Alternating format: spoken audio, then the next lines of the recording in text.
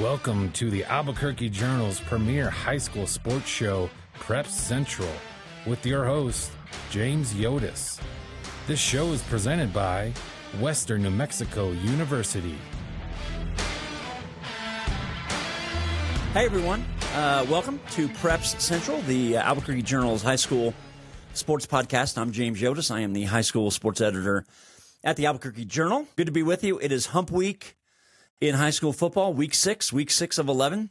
So first 5 weeks are done, and after this week's stuff, we'll have 5 weeks left. So we're going to talk about a lot of that today. I've got some other items I want to get to today, but first off, I wanted to, of course, thank and recognize Western New Mexico University for being our sponsor. We thank them for their support. Couldn't really do this without their help, so wanted to give them their credit. I'm just getting back from Seattle. It's Wednesday, the 25th. I just got back from Seattle about 2 hours ago as I sit down here today. Went up to see my Dolphins last weekend, and of course, it went very badly. And the funny part, of course, is it's sort of a sadistic irony that I planned my whole trip around those 3 hours in the football stadium, and it turned out those 3 hours were the worst 3 hours of the whole trip. Seattle, if you've been to Seattle, you already know this. It's a fantastic city. There's so much to do. It's beautiful. I spent some time out on the water this week. It really was a lot of fun. But the Dolphins game was a major disappointment. I have seen a lot of Dolphins games in person in my life as a Dolphins fan. Most of you who follow me know I'm a pretty heavy Dolphins fan. That was probably the worst I've ever seen this team play in person in my whole life. It was really discouraging. I enjoyed the environment. Lumen Field in Seattle is a great facility. I've been to a lot of them. I've been to 16 NFL stadiums in my life. This one is just tremendous. And if you get a chance to go to see your team, I highly advise it. Seattle is a super expensive city, but if you get time, go. I had a great time. Unfortunately, the game didn't turn out well, but there's still so much other things to do in Seattle. So it's good to be back. I've been scrambling since I hit the ground a couple of hours ago. So we're going to talk a lot of high school football. I've got a couple of other things we're going to talk about later, but we are going to start by looking back at week 5. There are a couple of mega matchups in week 6. We're going to talk about them in a few minutes. We're going to start by just kind of getting into a recap of week 5. So there were not a ton of super important games on the schedule in week 5. And there actually are not a whole lot of really huge games in week 6 either. There are a good number of teams that are off this week. Teams like Cleveland, Rio Rancho, Volcano Vista, Farmington. There are a good number of teams that are on their bye. Los Lunas. A good number of good teams that are on their bye this week. So the number of quality matchups out there in New Mexico are not great this week. We got 2 mega matchups. Like I said, I just want to tease that for now. We'll get into that in just a minute.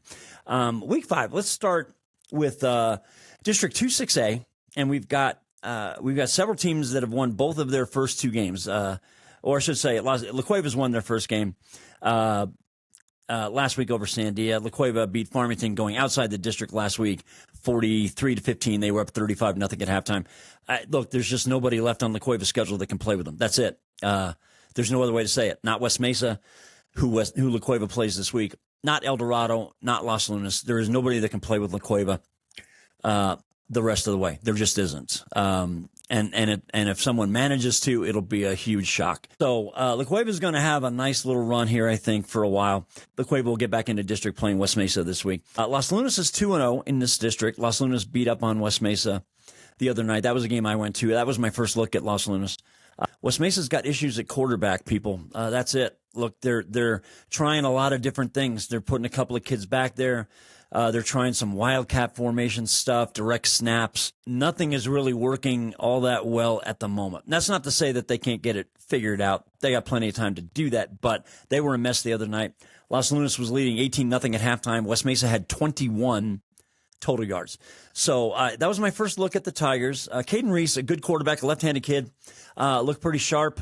He can run the ball. I wouldn't describe him as explosive, but he's savvy and he knows when to tuck and run.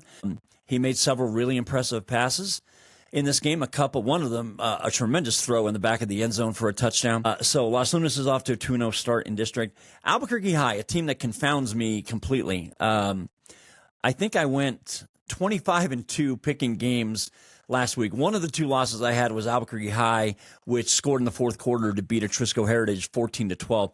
I have missed on Albuquerque High 3 times out of their 5 games this year. I feel terrible. Several of their games have been super close. They had an overtime game at the start of the year with Cibola. They had a close game on the road with Alamogordo. They had another close game last week with Atrisco Heritage. they're just finding ways to win. That's it. They have won 4 in a row. They're 4-1. They're 2-0 in district. All credit to Desmond Anaya, the Albuquerque High coach. I feel bad. I think I'm upsetting the Albuquerque High community. I'm getting all these other games right, and I continually get Albuquerque High wrong. I don't know why. Every year there's always one school that gives me a hard time picking games, and this year it clearly is Albuquerque High. So they're right in the mix. Now, they cannot beat La Cueva, and nobody can, as I just mentioned, but they're going to be in the mix to beat some other teams like El Dorado and Sandia going forward. So we're going to say they have a big game coming up with Los Lunas soon as well. So we're going to see how it goes with Albuquerque High, but they already, I think, are one of the really good feel-good stories of the year and probably one of the top 5 stories overall so far through the first half of the year.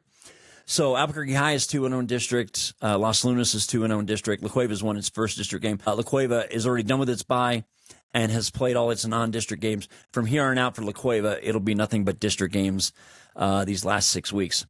So we'll see how that district gets going. The Southern District, District 3, 6A, got going with games last week. The big result was in Hobbs. Las Cruces High, coming off that loss to Cleveland, went down to Hobbs and beat the Eagles 44-14. That is a super impressive win. Hobbs is a very good football team. Las Cruces had a loss earlier in the year to Volcano Vista. Next week, they bounced back. They beat Rio Rancho. Las Cruces then lost at home to Cleveland. Bounced back, went on the road for their district opener, and beat up on Hobbs. So with Centennial winning its district opener over Carlsbad, it's clear to me, and I don't want anybody from Hobbs that might see this to take this as a sign of disrespect, but it's pretty obvious now. The District 3 championship is going to go either to Las Cruces or to Centennial. It's not going to go to Hobbs. That's just it. Hobbs is not equipped to beat Centennial. If they can't beat Cruces, they're not going to beat Centennial. So everything in that district now points to the final week of the year when Las Cruces plays Centennial, just as the Rio Rancho Cleveland game often dictates things in that district. So Hobbs had a really, really strong win. Another good performance by their skill guys, their quarterback Gunnar Guardiola, their running back Danny Amaro.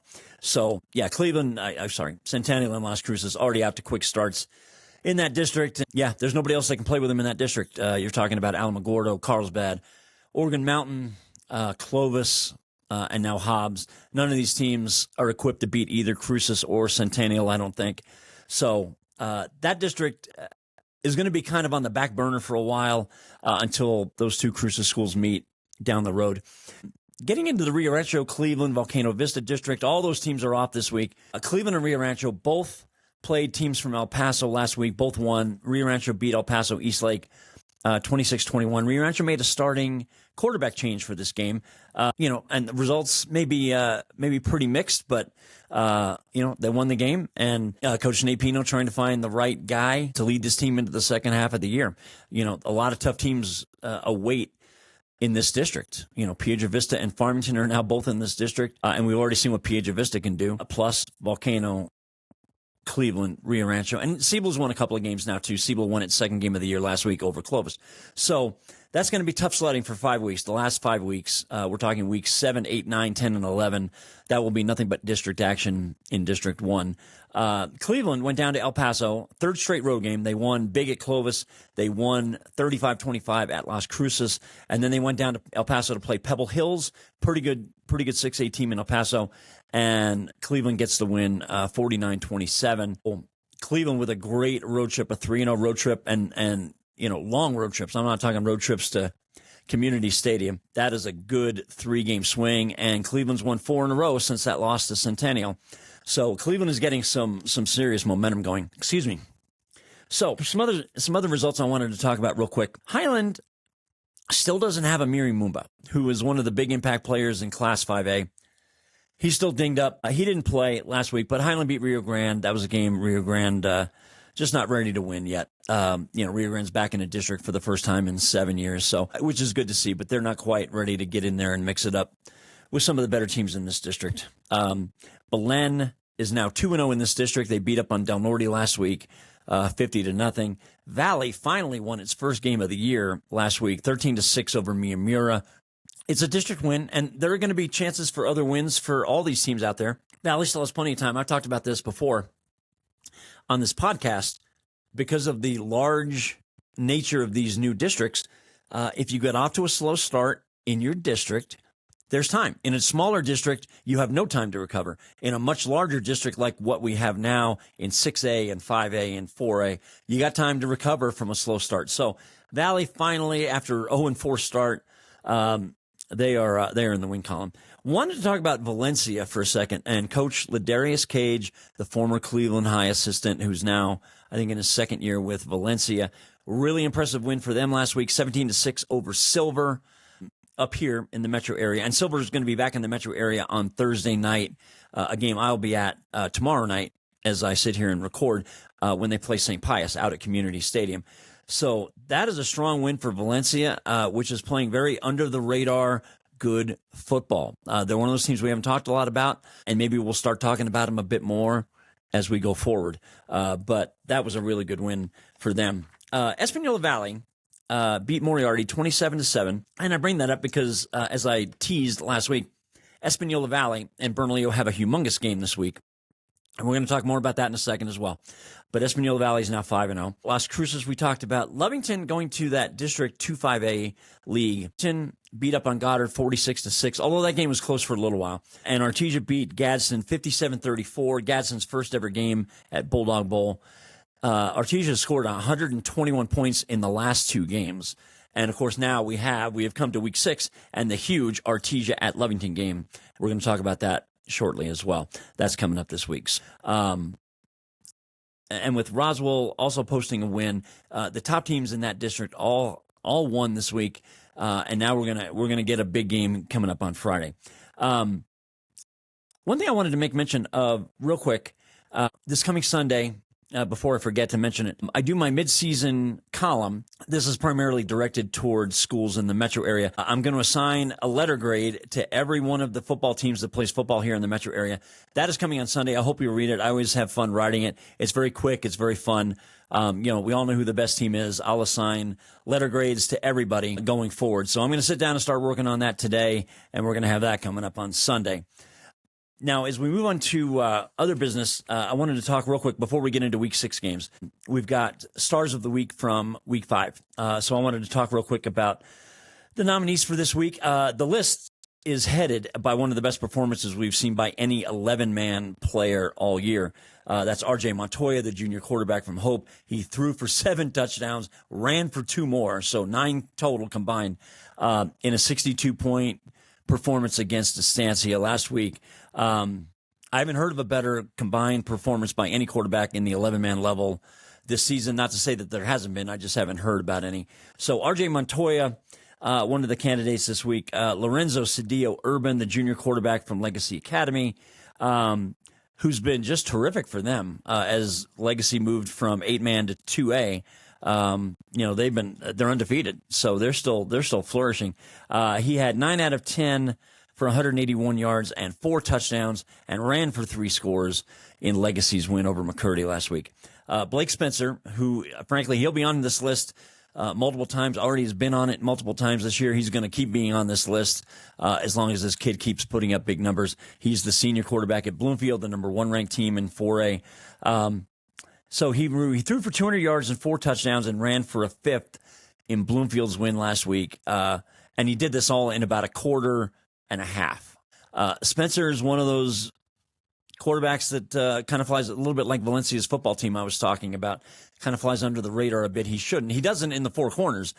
He does probably everywhere else. And he's just been fantastic for them since he arrived on the scene. Trent Egeland, I hope I'm pronouncing that right, junior wide receiver for Artesia. He caught 5 passes for 108 yards, which doesn't sound like much, but he caught 3 touchdowns in a very pivotal third quarter for the Bulldogs in a close game, what was a close game against Gadsden. So he and his quarterback, Isaac Cazares, hooked up 3 times for scores in that third quarter and helped Artesia get some space against Gadsden last week. And the last nominee is Alex Lopez, the senior from Highland. He started the year at quarterback.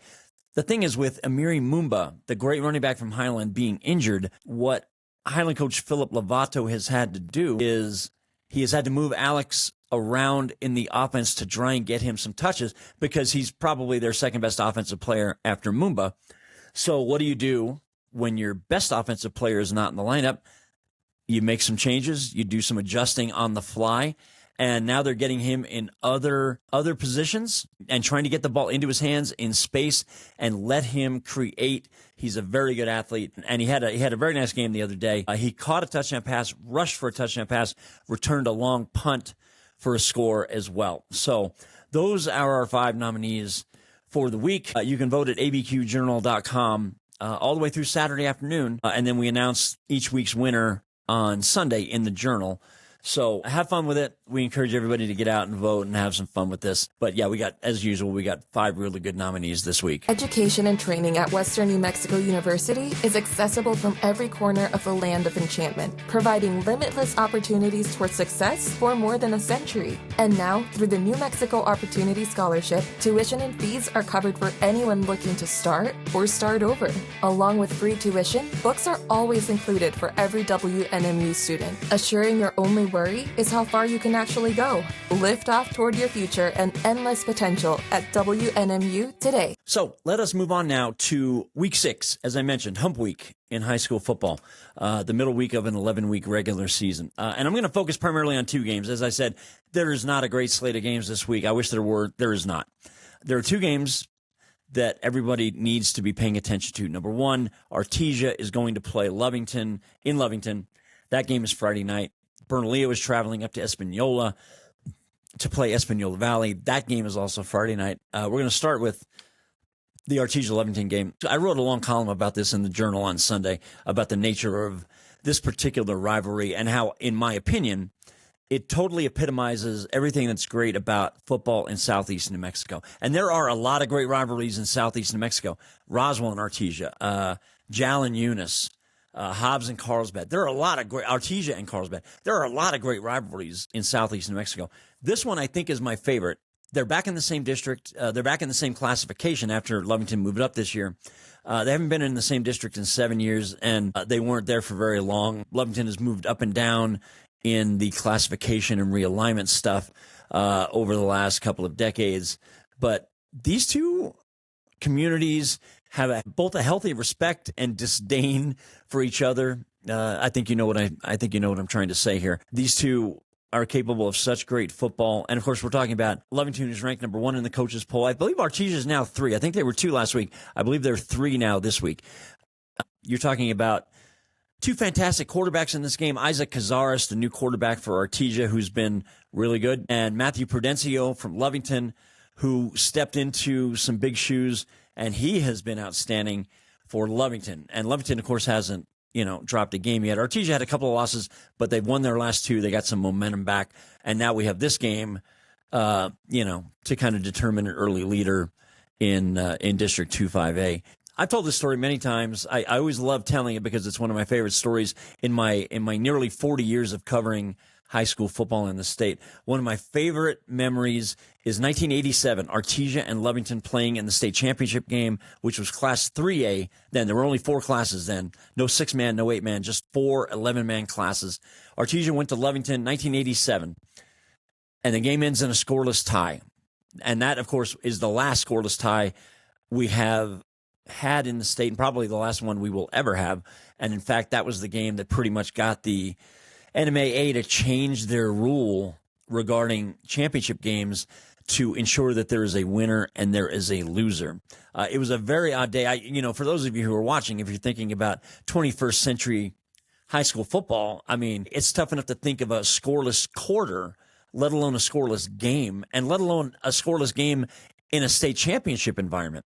So I always remember that day, that game. People ask me all the time, hey, what's like the greatest game you've ever done or some of the greatest games you've ever covered? I always have a hard time answering that. I always sort of frame it in terms of games that stick in my memory. And this is one that has always stuck in my memory after all these years. I mean, this is 37 years later now. And you had 2 teams winning a blue trophy. And it was a very odd and strange and surreal and it's tough to describe. It was everybody there at the facility in Lovington that day, long before it had blue turf, nobody really knew how to react. They both had won state, but it didn't seem that way, if you can catch my drift. And we're also talking about the 2 schools that have the most state championships in the state. Artesia with 32, Lovington with 20. And, of course, they have that one that is shared. So these 2 are going to get together on Friday night, and I will be there. I'm going to be covering this game for the Journal on Friday. I'm very excited. I haven't covered a game in Lovington since Brian Urlacher's last game, which was first Saturday in December of 1995. They beat Silver to complete an undefeated season in the state championship game. So it's been a while since I've been to the facility. I'm looking forward to getting back down there, and I'm excited for this game. This is going to be a fantastic environment, great crowd, and should be some amazing football. So that was one of the two mega games I wanted to talk about. The other one I teased out a few minutes ago with Bernalillo playing at Espanola Valley. So Bernalillo had a bye week last week. Bernalillo's 4-0. Espanola Valley, as I mentioned earlier, beat Moriarty. Espanola Valley is 5-0. So these two teams are district rivals now. In District 1-4A. So you got Bloomfield kind of at the top of this district, and then Bloomfield and Espanola Valley kind of maybe jostling for second best. Of course, both these teams still have to play Bloomfield, so we'll have to see how that shakes out. But what a fantastic matchup this is going to be. These two have always been such great basketball rivals. You know, these are two bad. We think of them as basketball schools. We do, and we have for many years, many decades. So it's kind of a unique situation to see these two have what is easily the most important football game they have ever played against each other. And I am sure Espanola's fan base is going to be out in big numbers on Friday. I am sure that Bernalillo is going to travel well for that game as well. And I should mention, too, if you want to see this game, I was told that it is being live streamed on Awakening Production Sports on YouTube, which means I can watch it from, or at least keep tabs on it from the Lovington press box on Friday. So that is a game you should definitely watch out for. You know, both these teams, Bernalillo and Espanola, are fighting for top 4 seeds state. And right now, I no reason to think both of them won't get there. Like I said, there's still some impact games to come down the road. But right now, boy, both these teams could have a bye when we get into November. Okay, a couple of last bits of business before we call it a day. Wanted to pass my condolences on to the family and friends of Joe Bailey, the former Moriarty High track and field coach, longtime girls basketball coach. He died from cancer last week. He was only 65. He coached Moriarty to a couple of state championships in girls track and field, 1999 and 2001. He was an assistant coach on Moriarty's state championship basketball team, girls basketball team in 97. Bob McIntyre, who later coached at Rio Rancho, was the head coach on that team. Joe has been a staple in the track and field community in New Mexico for 4 decades. I think he joined Moriarty's coaching staff in 1984. So I know his loss is being felt very heavily out in Torrance County and at Moriarty High School in particular. So we send our condolences to everyone who knew Joe. I confess I didn't know him very well myself. I met him several times over the years. I didn't know him that well, but his reputation was stainless, and he was held in high regard by anyone that knew him. So tough loss for New Mexico's high school sports community. Quick volleyball note. The Rio Rancho Volley Bash is being held this week out at Rio Rancho High School. This usually brings together a good group of schools. Like, for instance, defending state champion in 5A, Las Cruces, will be here. Cleveland, the recent Metro champion, will be here as well. St. Pius, a 4A powerhouse, will be here, and many other really good teams. So lots of good volleyball that will be found in the city of Rio Rancho this week. The championship game will be on Saturday afternoon. I'll be out there covering that later in the week. And last thing, a cross-country note, the Rio Rancho Jamboree was held last week. Charlie Voss from Rio Rancho, last year's 5A state champion, he won the race, his second win in a row. And Kate Henderson from Sandia Prep won the girls. These are both the championship division races. The Jamboree also has a varsity division. Gianna Raymer from El Dorado did not run this week. She's planning to run in a race in Phoenix this weekend, I am told, so she did not appear in the Jamboree. We can expect to see her at the Albuquerque Metro Championships, which are a week from Saturday, October. So we'll look forward to seeing her get back out there. Anyway, that kind of wraps everything up. I know we've covered a lot today. I appreciate you joining me. I hope you'll follow me on Twitter at James D. Yodice. I still call it Twitter, and I'm still going to. For my coverage of Artesia Lovington on Friday, I mentioned the live streaming available for Bernalillo and Lovington. Yeah, we're going to talk a lot about both of those games next week. So in the meantime, you can find podcasts from any of our journal staffers really on abqjournal.com and on YouTube as well. And we hope you continue to listen to us, to read us, and to follow us. We continue to try and give you the best coverage we can. In the meantime, have a great week. I hope you get out and enjoy your high school sports, and I will talk to you next week. Thank you for joining us. You can find this episode and all our podcasts on the Albuquerque Journal website, abqjournal.com, as well as on YouTube, iTunes, Spotify, and SoundCloud. If you enjoy our podcasts, please like and subscribe, and consider becoming a digital subscriber to the Albuquerque Journal to help us continue to bring you more content like this. See the show notes for a discount on a digital subscription. Thank you for supporting the Albuquerque Journal, New Mexico's leading local news source.